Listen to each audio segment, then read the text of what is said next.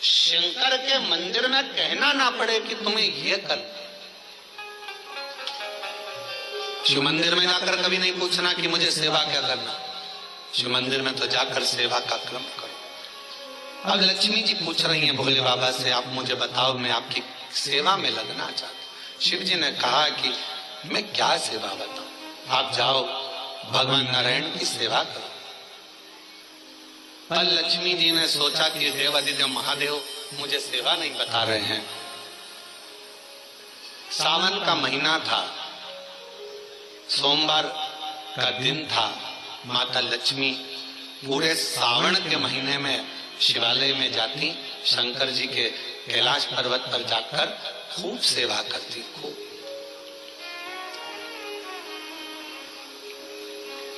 प्रथम सोमवारी निकल गई, द्वितीय सोमवारी निकल गई, तृतीय निकल गई, चतुर्थ आ गई। सोमवारियां निकलती चली गई। सावन का आखिरी सोमवार देवादिदेव महादेव प्रसन्न हो गए। लक्ष्मी को बुलाया, हे लक्ष्मी, पूरी दुनिया में केवल महासंबोधन मेरे नाम के आगे लगा है। लोग मुझे देवादिदेव महादेव कहते हैं। सारी पुराणों को केवल पुराण कहा जाएगा, पर शंकर की पुराण को भी महासंबोधन से संबोधित किया जाएगा, शिव महापुराण। लक्ष्मी, मुझसे जो जुड़ा हुआ है, मेरे नाम के आगे महासंबोधन लगा हुआ, लोग मुझे महादेव कहते हैं। पर लक्ष्मी, तूने पूरे श्रावण के महीने में मेरी सेवा करी है, और आज सोमवारी के दिन तूने मेरी अविरल भक्ति को धारण करा है। बिना पूछे सेवा में, बिना दिखावे के तल्लीनता से सेवा करी है। मैं अपना महासंबोधन दुनिया में किसी को नहीं देता, आज तुझे दे रहा हूँ। और लक्ष्मी केवल लक्ष्मी नहीं रही, उस दिन से लक्ष्मी माँ लक्ष्मी।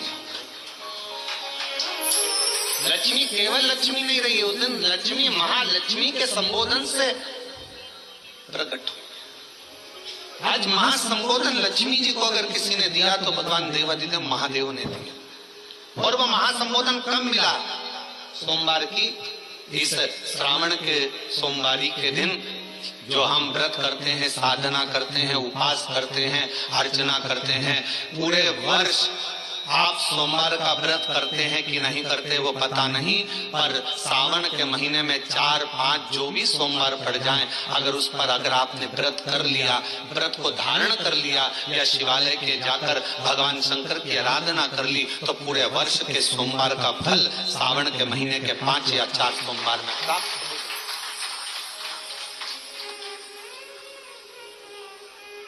श्रावण के सोमवार की इतनी महत्वता है।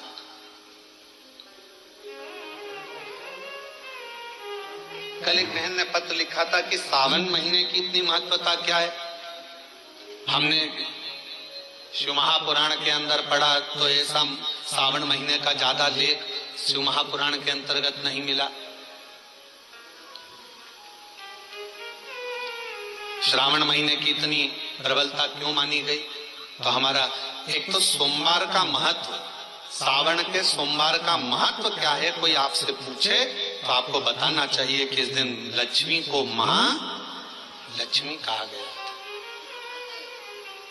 शिव जी ने सफलता, कल वाला प्रश्न, शांति, दिशा और सफलता बिना मांगे मिलती है शिव के दरवाजे से। क्या क्या चीज? शांति, दिशा और सफलता। शिव के दरवाजे पर जाकर केवल आप सेवा करो, शिव के दरवाजे पर जाकर आप केवल जल अर्पित करो, शंकर जी की चौखट पर जाकर आप नमन करो, देवादिदेव महादेव के शिवालय में जाकर प्रणाम करिए। भगवान शंकर की चौखट पर, द्वार पर अगर आप जा रहे हो, 3 चीजें आपको मांगना नहीं पड़ेगी। जैसे लक्ष्मी जी ने शिव जी से नहीं मांगा कि मुझे महासंबोधन दो, लक्ष्मी जी ने नहीं मांगा कि मुझे भगवान विष्णु दो, लक्ष्मी जी ने नहीं मांगा कि मुझे ये देना। लक्ष्मी जी तो शंकर भगवान की सेवा में लग गई, तो लक्ष्मी जी को 3 चीजें अपने आप मिल गई। एक शांति हृदय की, दूसरा दिशा, लक्ष्मी जी को कहाँ जाना है, और तीसरे नंबर पर सफलता। माता लक्ष्मी केवल लक्ष्मी नहीं रही, उनको महालक्ष्मी कहा गया, महालक्ष्मी। और फिर समझ लीजिए, लक्ष्मी में और महालक्ष्मी में बहुत बड़ा अंतर है। जरा सावधानी से सुनिएगा कथा को। आज सोमवारी का दिन है, सावन के महीने का, तो जितने शिवभक्त ऑनलाइन कथा को सुन रहे हैं, जितने आस्था चैनल पर, फेसबुक, यूट्यूब पर कथा को श्रवण कर रहे हैं, वो भी सावधानी से सुनिएगा।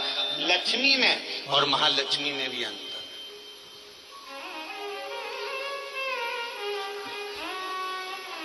लक्ष्मी माँ आती हैं तो तुरंत चली जाती है। लक्ष्मी आती हैं तो तुरंत चली जाती है। लक्ष्मी बहुत समय तक तिजोरी में, अलमारी में टिकती नहीं है। पर वही लक्ष्मी भगवान विष्णु जी के आदेश से, भगवान शंकर की कृपा से हमारे घर में आती हैं, तो वो महालक्ष्मी कहलाती है। और महालक्ष्मी अपने घर को छोड़कर कभी नहीं जाती है, वो वहां सदा सदा रहती है। बोल बम का नारा है, श्री शिवाय। महालक्ष्मी हमारे घर में रहती है।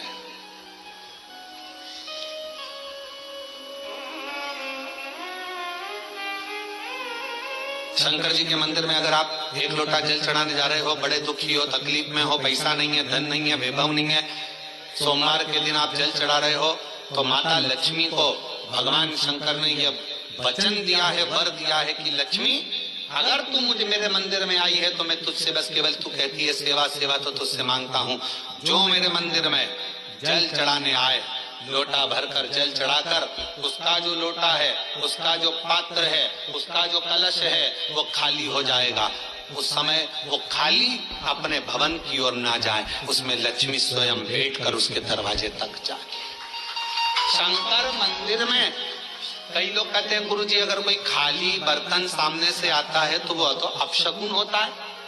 खाली पात्र अगर देखते हैं जाते समय तो अपशकुन होता है। परशु महापुराण की कथा कहती है, कोई महिला, कोई बच्चा, कोई स्त्री, कोई पुरुष, कोई घर का बेटा, बहू, बेटी, कोई आदि वृद्ध जन भी अगर मंदिर में शंकर जी के जल चढ़ाकर लोटा लेकर आ रहा है, तो वो लोटा, वो पात्र कभी खाली नहीं माना जाता, उसमें महालक्ष्मी का वासा माना जाता है, उसमें लक्ष्मी का प्रवेश माना जाता है। वो महालक्ष्मी से परिपूर्ण है।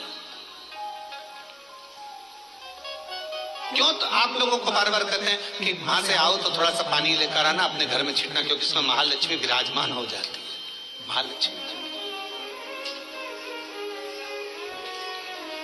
आपके इधर ऐसा होता है कि नहीं होता हमको नहीं मालूम, पर हमारे उधर का एक नियम है कि प्राचीन नियम है पूर्वजों के हिसाब से, कि जब हमारे यहाँ गणेश जी का विसर्जन करने जाते हैं, देवी जी का विसर्जन करने जाते हैं, नवरात्रि के बाद में जवारे का विसर्जन करने जाते हैं, तो विसर्जन करने के बाद नदी में से, तालाब में से, कुएं में से थोड़ा सा जल लेकर आते हैं। अब इधर है कि नहीं वो हमको नहीं मालूम, छत्तीसगढ़ का हमको नहीं मालूम, पर हमारे उधर का हमको जाते हैं ना, तो वो जल लेकर आते हैं अपने घर पे, अपने द्वार पर, अपने दरवाजे पर, अपने बगीचे में सब दूर जल को थोड़ा थोड़ा छींट देते हैं। क्यों? किस लिए? काय के लिए?